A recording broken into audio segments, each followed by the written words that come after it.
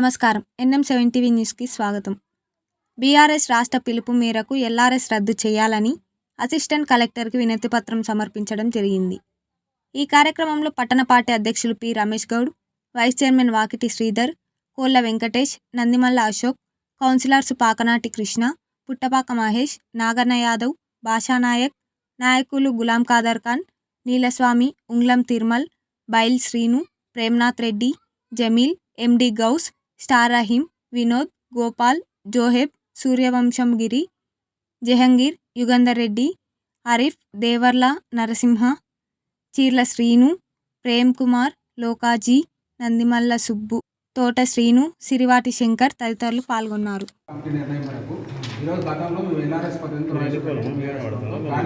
అదే విధి విధానాలను రూపొందిస్తూ కాంగ్రెస్ పార్టీ మళ్ళీ అదే ఎల్ఆర్ఎస్ మళ్ళీ రూపొందిస్తుంది. దాని అర్థంలో ప్రజలు వ్యతిరేకిస్తున్నారు. ప్రజల తరఫున మేము ఎల్ఆర్ఎస్ రద్దు చేసి పాత పద్ధతులను ప్లాట్లు రిజిస్ట్రేషన్ చేయమని మేము చెప్తున్నాం. అందులో భాగంగానే రాష్ట్ర వ్యాప్తంగా నిరసన కార్యక్రమాలు, అదేవిధంగా ఇక్కడ ఎన్నికల కోరినందుకు వినతిపత్రం ఇవ్వడానికి మా పార్టీ అధిష్టానం ఆదేశించింది కాబట్టి వినతిపత్రం అందిస్తున్నాం. మా అభ్యర్థులను మీరు ప్రభుత్వానికి తెలియజేయాల్సిందిగా కోరుతాం.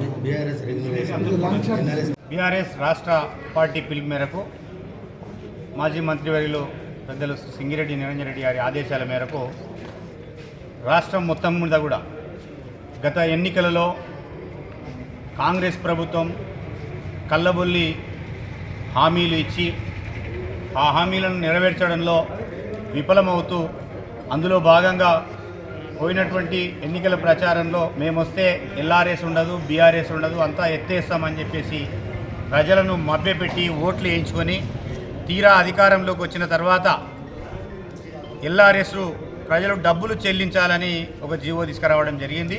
ఇది ఎన్నికలలో ఏ విధంగా అయితే హామీ ఇచ్చారో ఎల్ఆర్ఎస్ను తొలగించి ఫ్రీగానే ప్రజలకు పర్మిషన్లు ఇచ్చే విధంగా చూడాలని సందర్భంగా విజ్ఞప్తి చేస్తూ ప్రజలపై భారం మోపకుండా ఎన్నికల హామీని నెరవేర్చాలి. అందులో భాగంగా ఈరోజు జిల్లా కలెక్టర్ గారికి, జిల్లా అడిషనల్ కలెక్టర్ గారికి, లోకల్ బాడీస్ గారికి పట్టణ పార్టీ ఆధ్వర్యంలో ఈరోజు మెమోరాండం ఇవ్వడం జరిగింది. ఒకవేళ దీనిపైన ప్రభుత్వం స్పందించి ఈ డబ్బులు వసూలు చేసే కార్యక్రమాన్ని వెనక్కి తీసుకోకపోతే అనేక ఆందోళన కార్యక్రమాలు చేపట్టడం జరుగుతూ ఉంది. అందులో భాగంగా ధర్నాలు, కార్యాలయాల ముట్టడి చేయడం జరుగుతుందని చెప్పి సందర్భంగా హెచ్చరిస్తూ గత ఎన్నికల హామీలను నెరవేర్చాలని డిమాండ్ చేస్తా ఉన్నాం.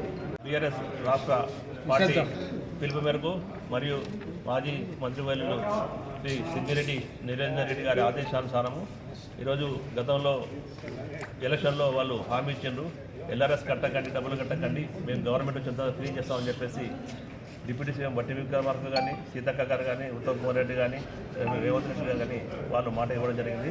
ఆ మాటకు అనుగుణంగా కట్టుబడాలని చెప్పేసి ఈరోజు మేము శాంతియుతంగా నిరసన కార్యక్రమం వెళ్ళిపిస్తున్నాం. మరి ఆ రోజు ఒక ప్రణాళిక ప్రకారం ఉండాలి. ఇల్లు కడతానంటే ఒక లేఅవుట్ ప్రకారము ఇంటి ముందర 10 ఫీట్ల రోడ్డు, 15 ఫీట్ల రోడ్డు ఉండి రవాణా సౌకర్యం ఇబ్బంది అని చెప్పేసి ఆ రోజు ఎల్ఆర్ఎస్కు 1000 రూపాయలు కట్టి మీరు రెగ్యులర్ చేసుకుంటుంటే సెట్ బ్యాక్ అయ్యి ఇల్లు కట్టుకుంటే మీకు సౌకర్యవంతంగా ఉంటుందని చెప్పేసి ఆ రోజు బీఆర్ఎస్ రాష్ట్ర ప్రభుత్వం ఆ రోజు ఈ ఎల్ఆర్ఎస్ అనేది కట్టించుకోవడం జరిగింది. మరి కట్టిన తర్వాత మీరు కోర్టుకు వెళ్ళి దాన్ని ఆపి మరి ప్రజలకు ఎలాంటి 2 సంవత్సరాల కాలంగా కట్టినవి అలాగే ఉన్నాయి. మరి దానికి ఒక రూపురేఖ తేవాలని చెప్పేసి ఆలోచించిన సమయంలో కోర్టుకు పోయి ఉత్తమ్ కుమార్ గారు కోర్టుకు పోయి మరి దీన్ని ఆపడం జరిగింది. తర్వాత ఇది ఈరోజు మొన్న క్లియర్ అయింది.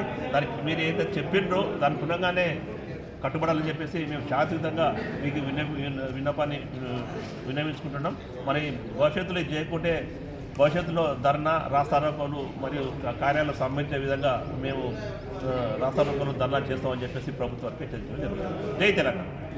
ప్రజలకు భద్రత ఉండాలనే ఉద్దేశంతోన వాళ్ళకు ఉన్నటువంటి స్థిరాస్తులు రెగ్యులరైజ్ చేయడం వల్ల వాళ్ళకు అనేక విధాలుగా ప్రయోజనాలు కలుగుతాయని చెప్తూ సుస్థిర ప్రయోజనాలు దృష్టిలో పెట్టుకొని ఆ రోజు బీఆర్ఎస్ ప్రభుత్వం ఎల్ఆర్ఎస్ను రూపొందించడం జరిగింది. ఈ ఎల్ఆర్ఎస్లో భాగంగా ప్రజలందరూ కూడా సంసిద్ధత వ్యక్తం చేసి ఇవాళ కేసీఆర్ గారు చేస్తున్నటువంటి విస్తృత ప్రయోజనాలను దృష్టిలో పెట్టుకొని 25,44,000 మంది ఇవాళ ఎల్ఆర్ఎస్ కోసం ఆ రోజు అప్లై చేసుకోవడం జరిగింది. అందులో భాగంగానే ఎల్ఆర్ఎస్కు నామమాత్రంగా 1000 రూపాయలు చెల్లించడం జరిగింది. ఆ విధంగా 1000 రూపాయలు చెల్లించిన 25,44,000 మంది ఇవాళ వెయిటింగ్లో ఉంటే ఆనాడు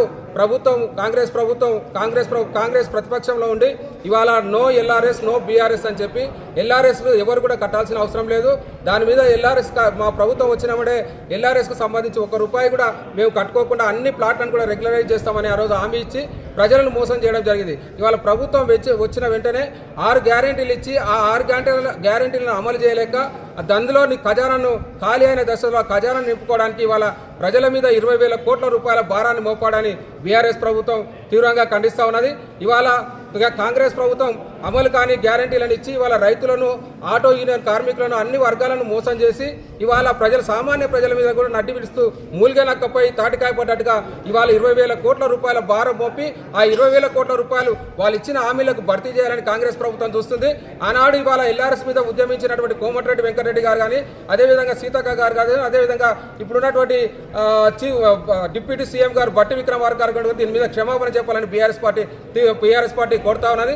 వెంటనే ఎల్ఆర్ఎస్ వాళ్ళు ఇచ్చిన హామీ ప్రకారం ఎల్ఆర్ఎస్కి ఎటువంటి రుసుము లేకుండా అప్లై చేసుకున్న ప్రతి లబ్ధిదారునికి కూడా ఎల్ఆర్ఎస్ను ఫ్రీగా చేయాలని, అదేవిధంగా గతంలో ఉన్న విధంగానే ప్లాట్లన్నింటి కూడా రిజిస్ట్రేషన్ చేయాలని సందర్భంగా మేము బీఆర్ఎస్ పార్టీ డిమాండ్ చేస్తూ ఉన్నది. ఈరోజు రాష్ట్ర పార్టీ పిలుపు మేరకు ఇవాళ కలెక్టర్ గారికి మా పట్టణ శాఖ ఆధ్వర్యంలో, అధ్యక్షుల ఆధ్వర్యంలో ఇవాళ వినతి పత్రం ఇవ్వడం జరిగింది. ఇది కేవలం వినతి పత్రం వల్లకే పరిమితం కాదు, రాబోయే రోజుల్లో ఎల్ఆర్ఎస్ ఇలా రద్దు చేయకపోతే కాంగ్రెస్ ప్రభుత్వం మెడలు వంచే వరకు బీఆర్ఎస్ ప్రభుత్వం పోరాటం చేస్తుందని ఈ సందర్భంగా నేను హెచ్చరిస్తా ఉన్నాను.